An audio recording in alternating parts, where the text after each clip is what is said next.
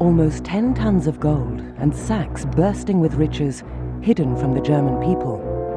With the end of the war nearing, there was a feeling of pessimism that the Nazis' accumulated wealth would be lost.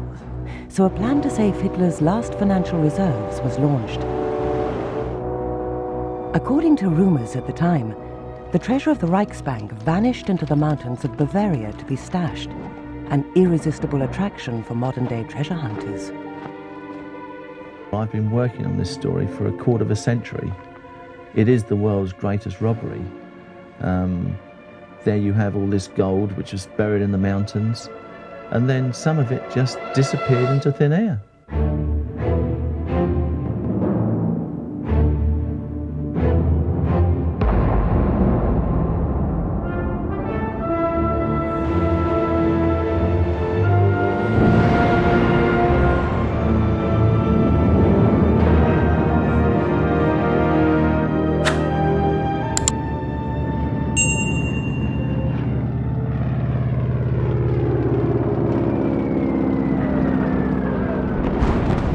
April 1945. Allied bombers attacked the German capital. Berlin was being ravaged by firestorms day and night. Time was running out for Hitler's henchmen. 3 weeks earlier, the first Soviet troops had crossed the River Oder, and the Red Army was preparing to storm Berlin. While the Allies tightened their grip around the German capital, the last figures in the Hitler regime were planning to rescue remaining treasures.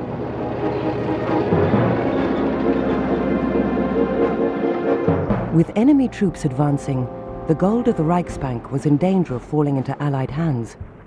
The Minister of Propaganda, Goebbels, and Funk, President of the Reichsbank, decided that it couldn't remain where it was. Orders were issued for the riches to be removed. Everything was to be moved south. Chief cashier at the bank, Georg Netzeband, supervised the loading and removal of almost 10 tons of gold. But there were other valuables to be taken to safety. Police Lieutenant Georg Kruger decided to take his daughter with them. We had to take the last gold from the Reichsbank in Berlin to Munich, so it wouldn't fall into the hands of the Russians. Yes, I did know that. Of course, I didn't know about the valuables. It wouldn't have meant anything to me anyway. To tell you the truth, for a long time, I had no idea how much he'd transported. Aware that he wasn't likely to see Berlin for some time, Lieutenant Kruger placed his few remaining possessions on one of the trucks, along with his daughter. With his family on board, Kruger loaded the 385 money bags, each containing 2 gold ingots, 770 ingots in all, along with printing plates and paper currency. Meanwhile, Chief Cashier Georg Netzeband made a detailed inventory, knowing that he would be held accountable for its safe delivery.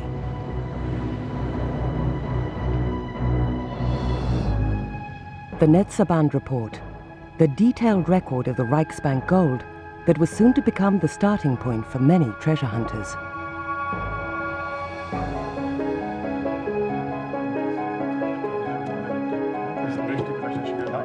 For Rudolf Ellender, a businessman from Munich, the Netzeband report was the find of a lifetime.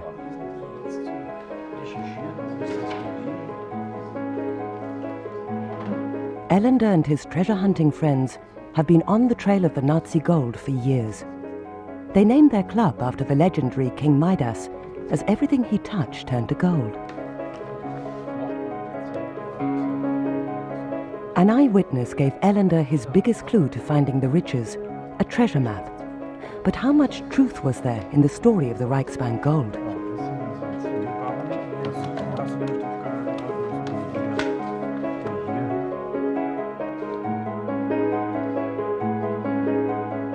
Ellender concentrated his initial research on the fate of the gold during the last confusing days of the war. Naturally, the words I can't get out of my mind are 385 sacks of gold ingots. For a treasure hunter, that's just amazing. You feel you've found part of the treasure already. The document is a sort of treasure in itself, and it's the record of a dramatic story. The 3 trucks, with civilians on board and laden with gold, had vague instructions to head for Bavaria. They were difficult days for Georg Netzeband and Lieutenant Kruger. I can remember one of them really well. He seemed quite old to me at the time, and he was wearing a sort of trench coat, always with a scarf around his neck. But that's the only thing I do remember, to tell the truth. Every tense the whole time, and they kept on talking together, discussing the situation and what to do next. 15th of April. We've already experienced great difficulty en route as a consequence of overloading. The German front was collapsing, forcing the convoy to make a detour through Bohemia, the last refuge.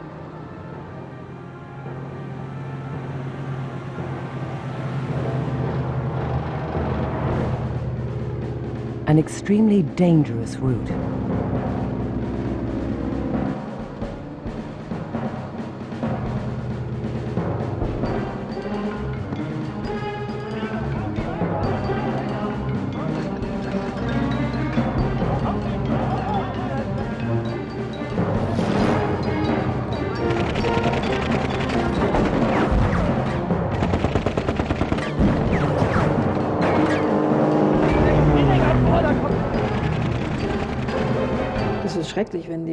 It's terrible when the planes roar over your head and you only just manage to escape. All around us, in the fields, the animals were all dead. It was really awful. Georg Netzeband noted, By the 17th of April, it was a journey between life and death. Because of the low-level air attacks, it was only possible to make steady progress of a sort by driving at night. On the 18th of April, we were the victims of such a severe attack that I felt it quite possible the entire convoy would be lost.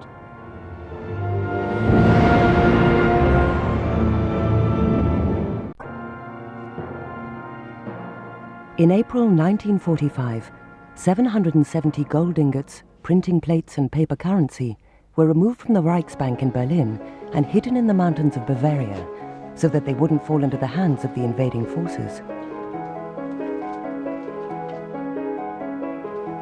Ian Sayer has been researching the legend of the Nazi gold for over 25 years. The British historian has one of the largest private collections of documents about the Third Reich and is the man who exposed the Hitler diaries as forgeries.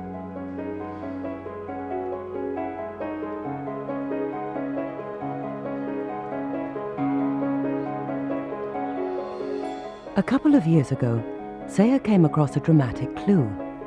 He discovered 2 ingots of Hitler's gold in the Bank of England. But where was the rest? It's a never-ending story. I'm not sure whether there will ever be an end. However, I shall push on, I shall carry on, because I want to see it. I want to be there. I have found some gold myself, but I really, really feel that if I carry on, I could be there when the rest of that gold is found.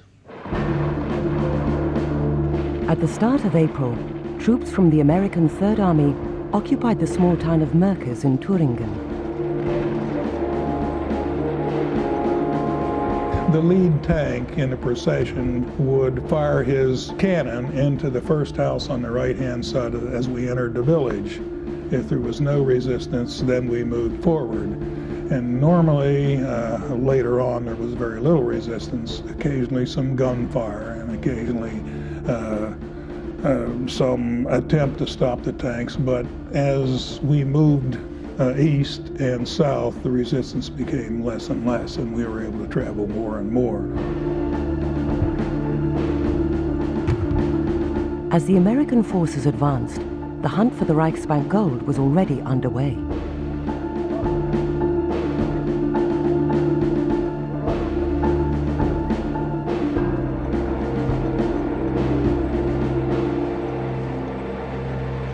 They found plundered gold on a huge scale.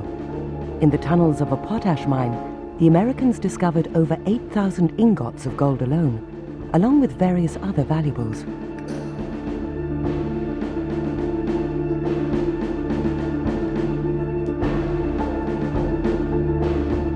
The hall was the vast majority of the Reich's treasure, found by chance. There were priceless paintings in there.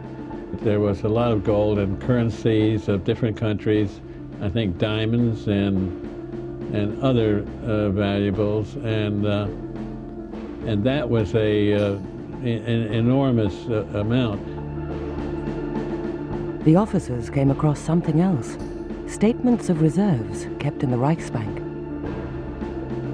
One of the things that astounded me was the dedication and accuracy of the German banking officials of noting and putting down on paper every single penny. It was thought that the entire German national treasury was there, but that wasn't the case. So where was the rest of Hitler's last reserves? American generals began the treasure hunt. The value of the Merkers find to the Americans was that basically it initiated the gold rush teams to the other parts of the country where more gold was hidden. I mean, it wasn't the entire reserves of the Reichsbank at Merkers. There was still more to find, and this was what initiated that, and it really inspired them to go off and do that.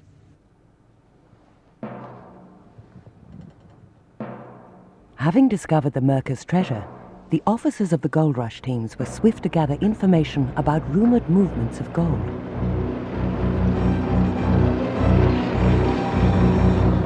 Meanwhile, the convoy was only a few days ahead of the Americans, and Georg Netzeband was acting without clear orders.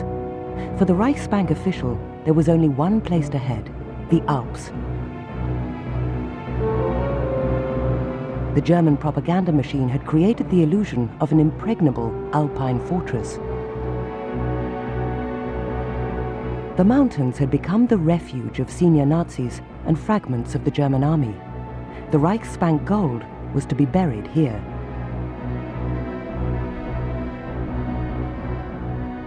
After 7 days, the convoy reached the village of Wachhund near Garmisch. Here, at this spot near Wachhund, on the 22nd of April, 1945, I had an experience I still find unbelievable. I was in charge of the checkpoint I had set up here, which was supposed to check all passing vehicles. And while streams of refugees headed towards us, and we were sending them on their way, suddenly some trucks appeared, coming in our direction. The young Major Possinger knew that the trucks were not expected. As they reached the checkpoint, the convoy believed that they had reached the safe Alpine fortress, unaware that Garmisch was overflowing with refugees. Kontrolle, Farbe viel bitte.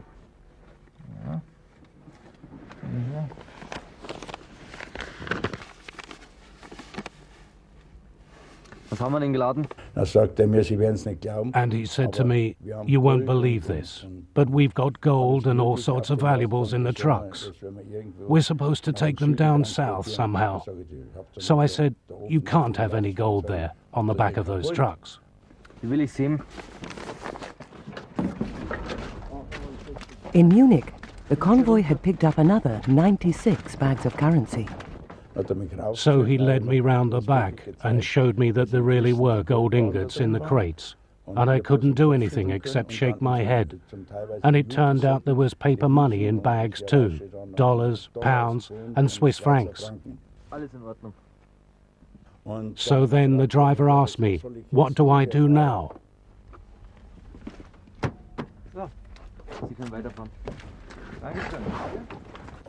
And I said to him, "For God's sake, just get out of here before you get in real trouble. Drive to Mittenwald and ask the way to the army camp. The commander there is called Colonel Pfeiffer. You just report to him."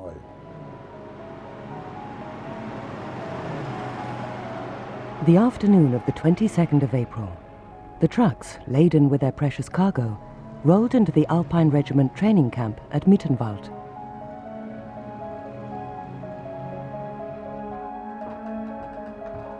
The Reichsbank officials unloaded the riches and placed them in the officers' mess.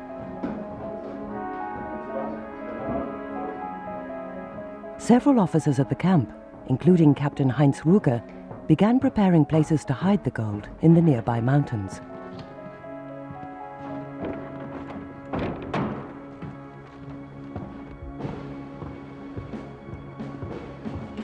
Having safely delivered the cargo from Berlin, Georg Netzeband was informed that the Alpine Regiment would now determine the fate of the gold.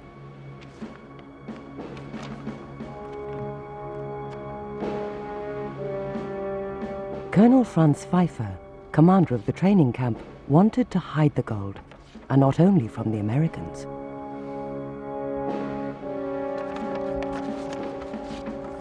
Hauptmann Rüger hat Handlungsfreiheit. Wird alles für Sie erledigen. Netzeband was puzzled by the attitude of a supposedly honorable officer. He and Kruger had obviously finished playing their part.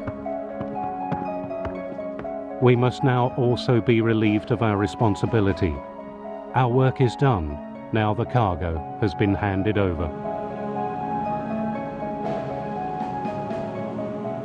But Georg Netzeband was permitted to accompany the treasure on one final journey.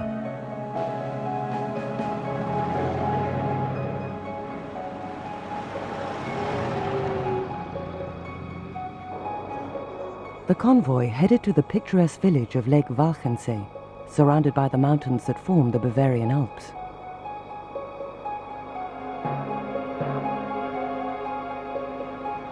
To this day, legends and rumors are rife here about the mysterious gold in the mountains.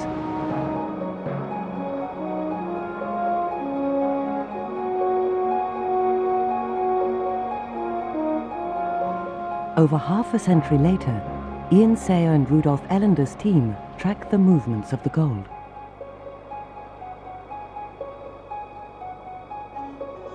Research leads them to Einsiedel, a beautiful hamlet at the southern tip of the lake. The forest house is as isolated and remote today as it was all those years ago.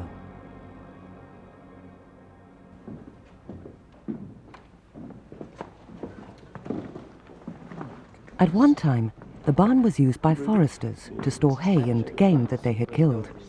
But in April 1945, the forest house was used to store valuables of a very different kind. No, we have the original place for this.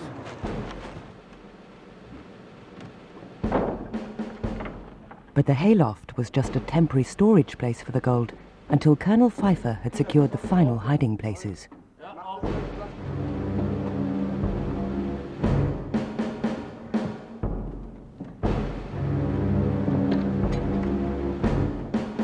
But the forest house was to reveal even more surprises. Reports from local resistance groups revealed that more was brought here than just the gold from the Reichsbank in Berlin.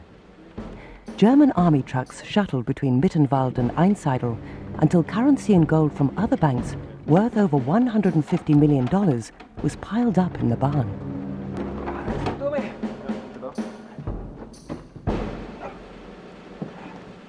Georg Netzeband found it hard to keep up with events.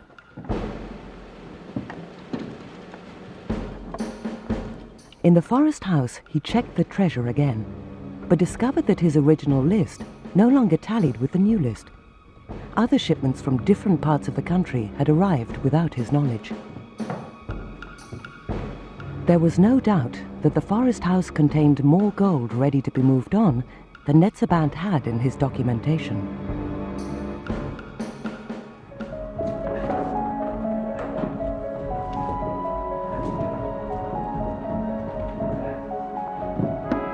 Georg Netzeband, seemingly unable to keep track of the situation, was relieved of his duties.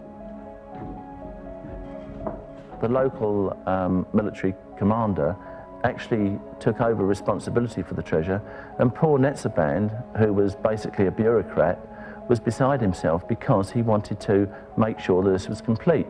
But in fact, there was treasure arriving from all over the place, the SS, the Abwehr, the Foreign Office, and of course he couldn't keep up with it. To add to his woes, he was unable to get a receipt from Pfeiffer for delivery of the cargo. Pfeiffer refused to sign any documentation. The colonel placed the civil servant in a desperate situation. continually declining to confirm that the gold had even arrived. Oberst Pfeiffer, ich brauche diese Quittung. Muss ich Sie leider vertrösten. Eine Liste mit Stückzahlen würde reichen. Ich habe das Gold noch nie gesehen. Kann ich auch nicht.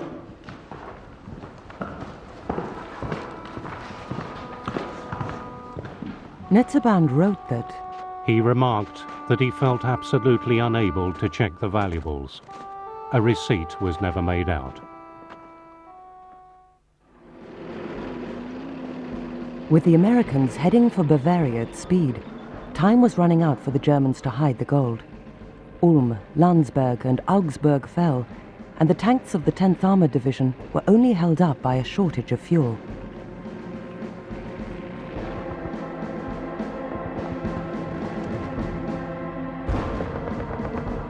They were heading to Garmisch-Partenkirchen, but feared that there would be particularly heavy fighting at the gateway to the so-called Alpine Fortress. It was thought at the time that the German banking officials, the Reichsbank, had chosen the area of Garmisch was almost in the center of it, and it extended to Mittenwald, another beautiful town, the violin capital of the world, and other places, to bury the gold because it was mountainous and it was made sense that it would be fairly easy to hide it. At Lake Walchensee, the war still seemed far away, but the constant rumors of vast amounts of gold caused unrest, even on the German side, in the villages of Einsiedel and Obernach. You could tell something was going on. It was somehow tense for a place that's usually so calm. There were always trucks driving around and jeeps with soldiers looking here and there. It was unusual, and that made people watch things more closely.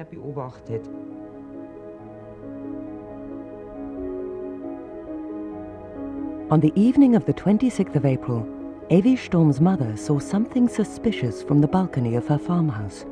Rumor gave way to certainty. She'd always heard strange noises down in Einsiedel, horses neighing and so on. And that evening, after cleaning the stables, she was up in the first floor when she saw a mule train with army soldiers heading up Mount Steinriegel. Soldiers often went into the mountains on exercises, but the farmer's wife noted that there was something unusual. And she kept on seeing this white mule that was with them. That was how she could keep them in sight, because it was already starting to get dark, and the next day, when the landlord came in from the forest house in Einsiedel, he said that all night long gold was being taken up Mount Steinriegel with those mules.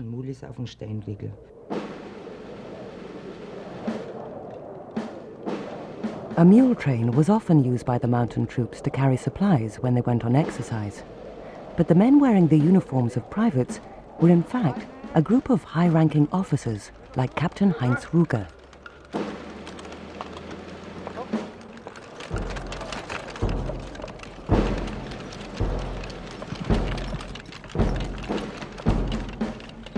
It was the last mission for the officers who wore.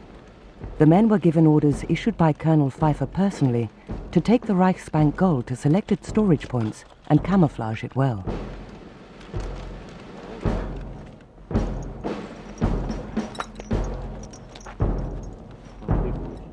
For 3 nights, the mules climbed the Steinriegel and Klausenkopf mountains near Einsiedel, where the officers had constructed storage sites the previous day. The treasure was growing in size all the time and had to be hidden fast.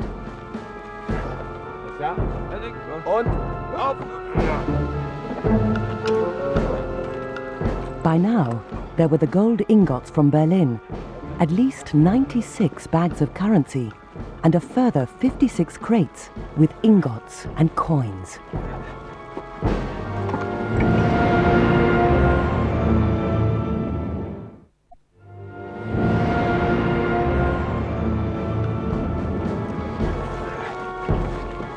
In April 1945, Nazi gold, paper currency, and an assortment of other valuable items were transported from all over Germany to be hidden in the mountains of Bavaria so that it wouldn't fall into the hands of the invading Allied forces.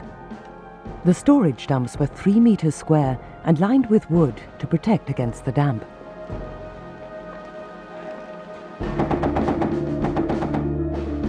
April 30th. The Americans arrived just 2 days after the last of the gold had been buried.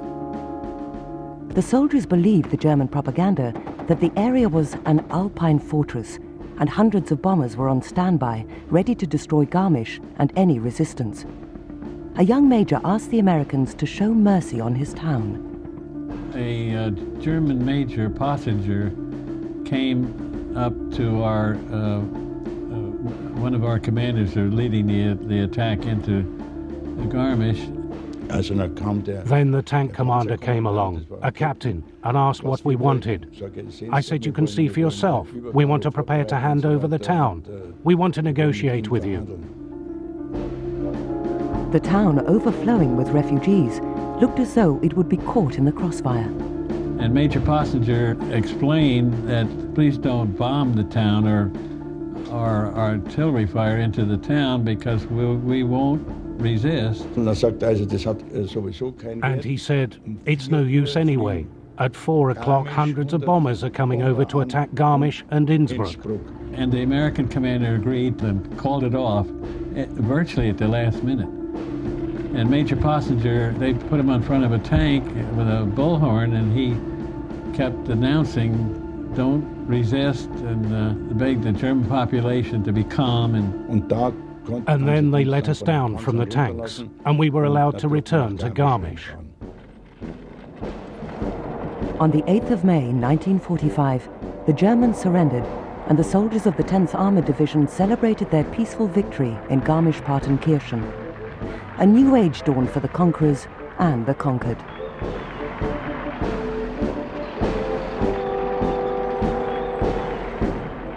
When we got into Garmisch, up to that time, life was miserable and deadly and very dangerous. And it was like when we got to Garmisch, like there was a big door there, and we went through this door, and all this past experience of bombing, strafing, killing, artillery fire, burning, all of a sudden we're in the most beautiful alpine village.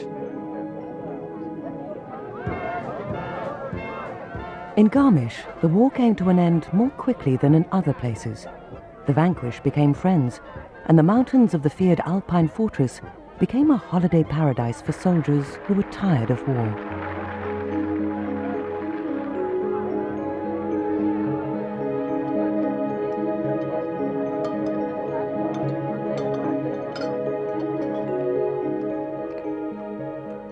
We couldn't believe how fortunate we were that of all places in the world we would get a paradise, a living paradise. The Obersalzberg Berchtesgaden.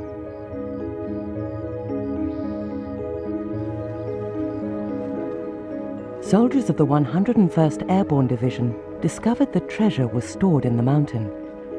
The newsreel cameras revealed the collection of looted art amassed by Hermann Goering.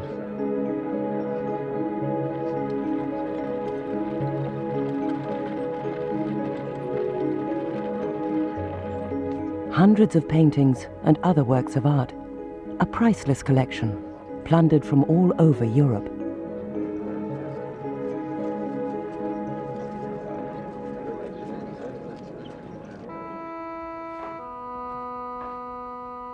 Although many stolen works of art were being recovered, those who knew the whereabouts of the Reichsbank gold kept quiet. Georg Netzeband, the conscientious bank clerk, found accommodation in the attic of a farmhouse where he added some notes to his final report. And above all, I am unable to state the whereabouts of the goods after handing them over, in consequence of the fact given no receipt. Your obedient servant, Netzeband.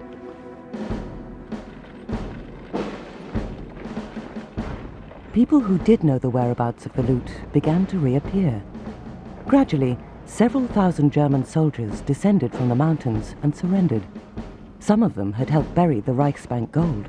Of course, there were rumors of all kinds. There were rumors of high-ranking German officers being captured and of them being interrogated, and about the fact that they had told our authorities where there was some gold hidden near Walchensee.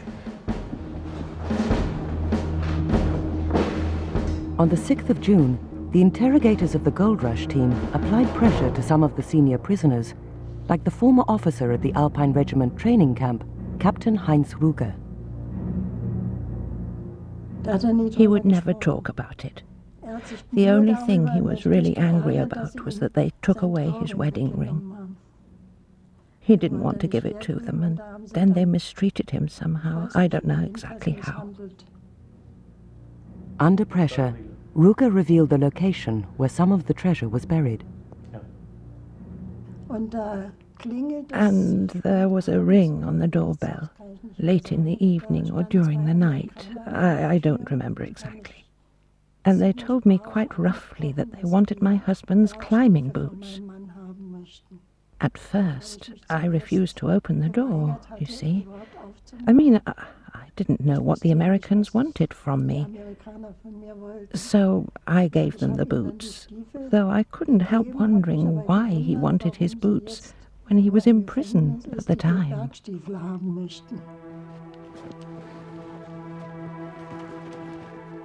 And we start to dig, and then they started finding boxes buried there, probably, I don't remember how far down. It must have been about 3 feet down.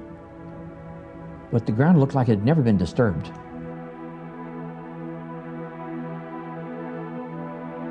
The soldiers of the 55th Pioneer Battalion made the find of their lives. The snapshots they took are the only authentic pictures of the Reichsbank gold. For a few moments, the horror and misery of war could be forgotten. We dug all these bars out, 728 or something like that. And I remember a couple of the men, when we took a break and took the double axe, and they destroyed that axe, both sides, just trying to put a nick in that gold bar. But it was real heavy. And they were the type of bars, there was no way you could put them in your back pocket or anything like that and walk away. Walk off with them. One of the fellows scraped enough gold off to make a wedding ring for his wife, but I don't know whether that was possible or not. Finding the gold meant promotion for Staff Sergeant Don Steffel. To put a gold bar on my shoulder, you know, a lieutenant has a gold bar on his shoulder, so I was just teasing the fellows. I said, now I'm a lieutenant because I've got gold bars. But I mean, we had some fun with it, and you know, after being in battle and being engaged in wartime, this at the time was was sort of fun. It was something different and something unusual, and something that that I'll probably never forget. Was that the end of the story? Was the mystery of the Reichsbank gold solved?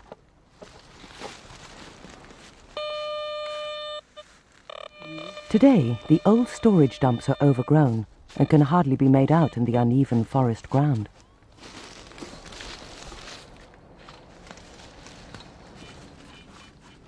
There is nothing left to find on Mount Steinriegel, though it provides an adventurous weekend search for the treasure hunters who come in droves when the weather is good. The path to the old dumps is no more than a stroll on a sunny afternoon.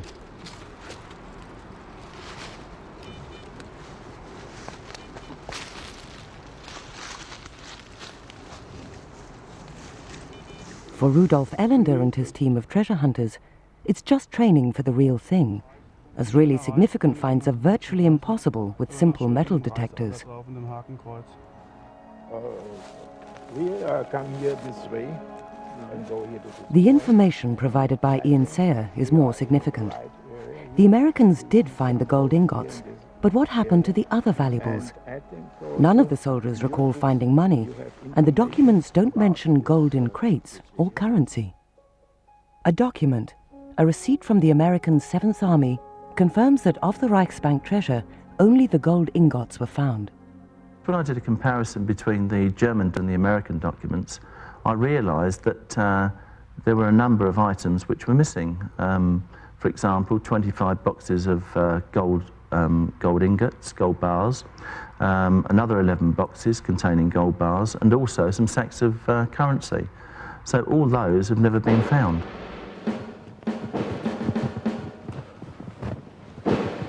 Who got to the storage sites at Steinriegel and Klausenkopf before the Americans? Some of the Alpine Regiment officers, and probably their commander, Colonel Franz Pfeiffer.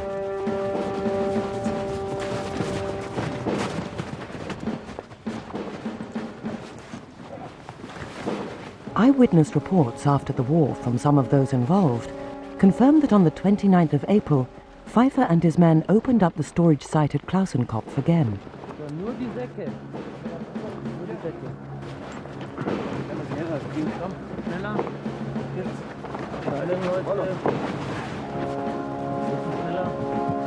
For the cautious colonel, the number of people who knew about the site had grown too large.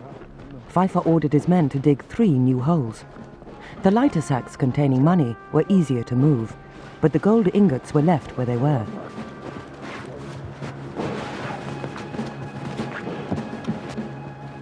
Captain Ruger, who later provided vital information under interrogation, knew nothing about the removal. He was not involved in Pfeiffer's later mission.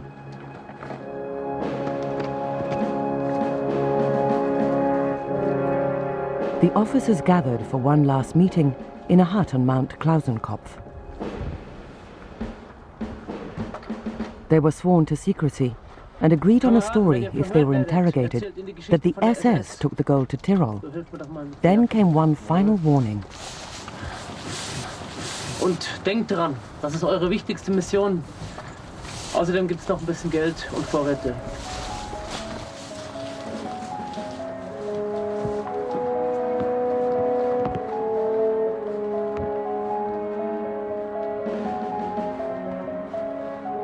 But many years later, one of Pfeiffer's officers did reveal what he knew.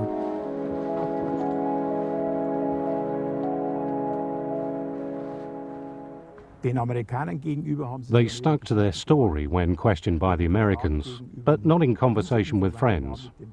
Our informant was a friend of a lieutenant in the regiment. This lieutenant was involved from the very start.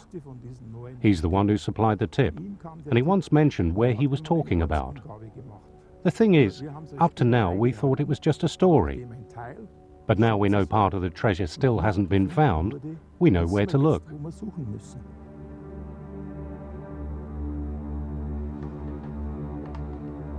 The treasure hunters gather at the Obernacher Hof.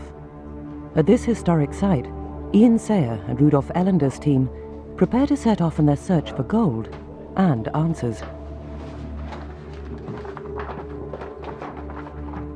The amateur historians believe that they are very close to determining fact from fiction about the fate of the Reichsbank gold. The story told by the old lieutenant from the Alpine Regiment just before his death will help Ian and Rudolf to pinpoint some of the missing loot. The treasure hunters want to study the information he gave after discovering old aerial photographs and a map. He said the officers took part of the treasure to a mountain nearby, following a mule trail. Down, then up, and this is the place here. This is the place. Searching for clues from the air.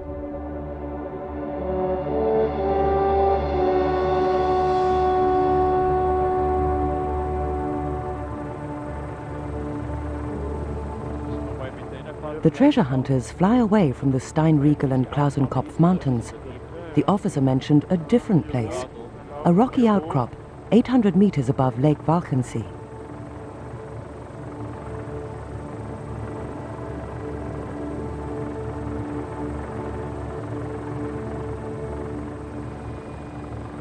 The team looks for an inaccessible spot on the northern face of the outcrop with snow 4 months of the year, an ideal hiding place.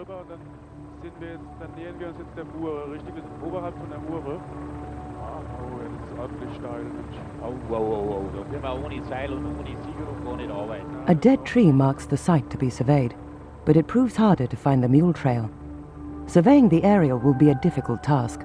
However, the team are determined to make the climb.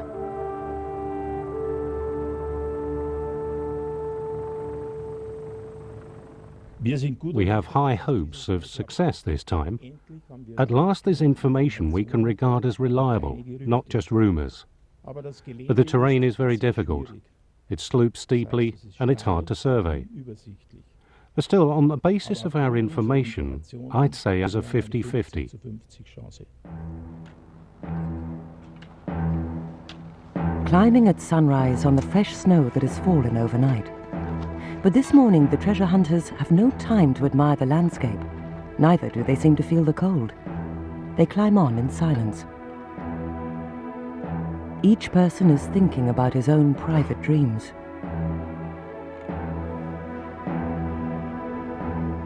In the forest, the team do find some traces of an overgrown path.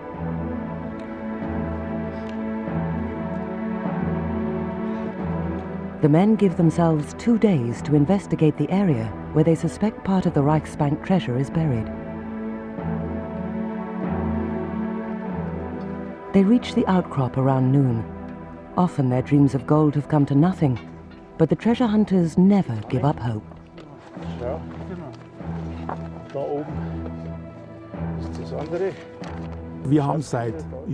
For over 20 years, we've had a motto. We say that genuine lost treasure is worth more than just its value in hard currency. It has the power to awaken the romantic and the adventurer, hidden in us all. Having found their location, the search can begin.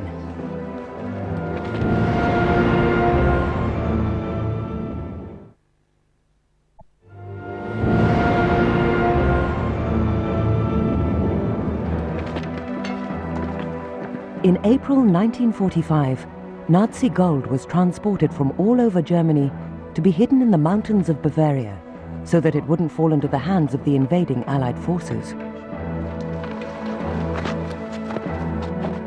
Over half a century later, a group of treasure hunters planned to search the rough undergrowth with a type of ground radar. It is the only precise method of exploration in snow and difficult terrain.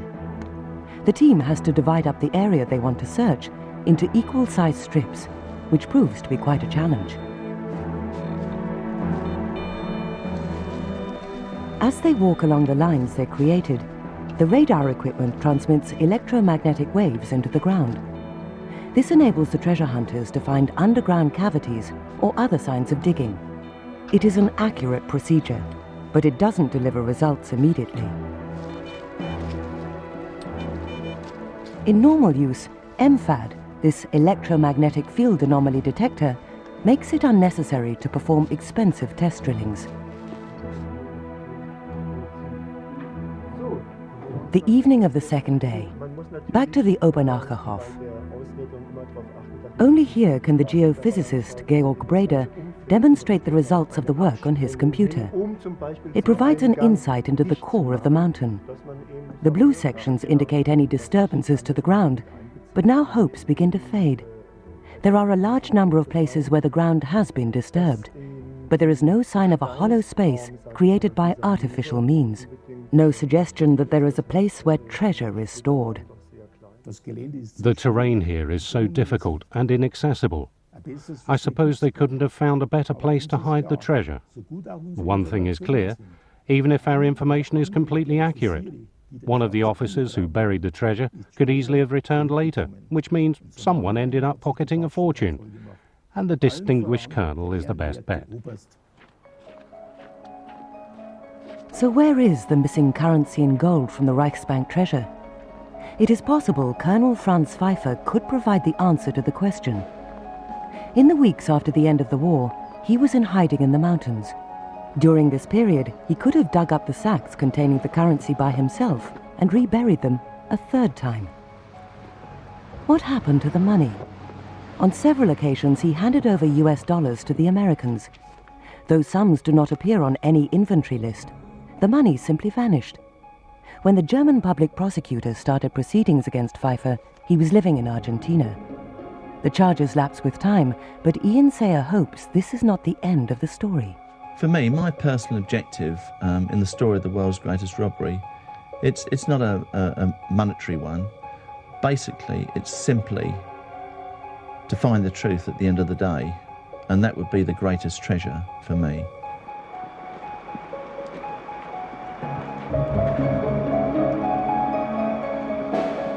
We can no longer ask Franz Pfeiffer to tell us the mysterious story of the Reichsbank gold. He took the secret with him to the grave. By now, all those directly involved have died. For hunters of lost treasures, the thrilling aspect of all this is the sober fact that 36 crates full of gold have never been accounted for. I think they should continue trying. I mean, after all, there's still a lot of gold missing, and I'm convinced that it's hidden in the mountains somewhere.